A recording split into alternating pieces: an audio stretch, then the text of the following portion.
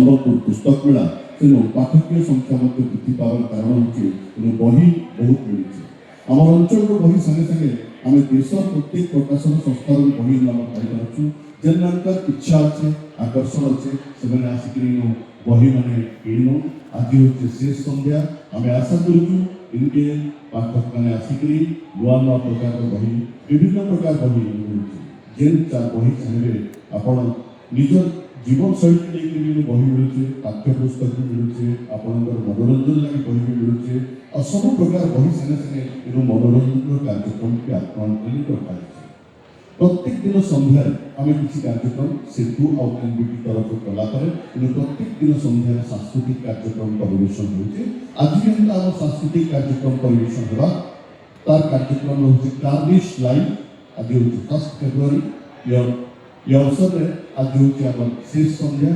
समस्त को आम अनुरोध करूँ इतस्तत नहीं बुलिकी आसिक आम आसन अलंकृत करूँ किसी समय भितर आम कार्यक्रम आरंभ करवा।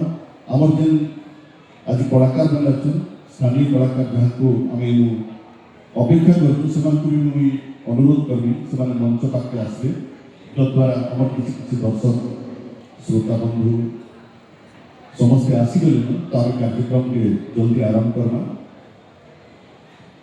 सागा पुदोपानी आमर इतिहास मुखसाखी जेनटा कि लुटी जाता आमर स्थानीय सांसद तथा केंद्र शिक्षा मंत्री धर्मेंद्र प्रधान महोदय ताके उजागर करता कि से बही के स्पेशल प्रकाशन जेनटा कि आमर देश संगे संगे विदेश से बही आकृति लाभ करता लुटी जाता। आपण मैंने जानी थे कुदोपाली एंता अंचल शहीद अंचल जेनटा 57 जन शहीद होते।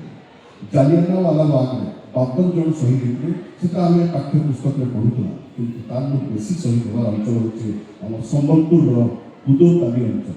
तो से अंचल के समस्ते घाय घाय जीवार कथा देखवार कथा से वीर माइट के घाय घाय छुईबार कथा और तार आशीर्वाद भी लेवार कथा जे एंता माइट में आम जन्म होचु जेन कि स्वाधीनता संग्राम लगी 57 जन शहीद होते।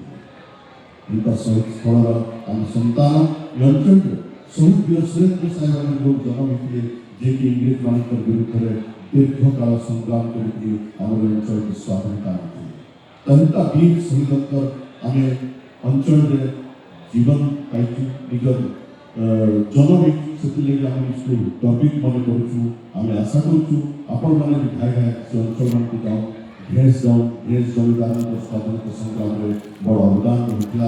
ये अंचल प्रति आम रही कुदोपाली बहुत अवदान होता। शहीद वीर सुरेंद्र साहेब बहुत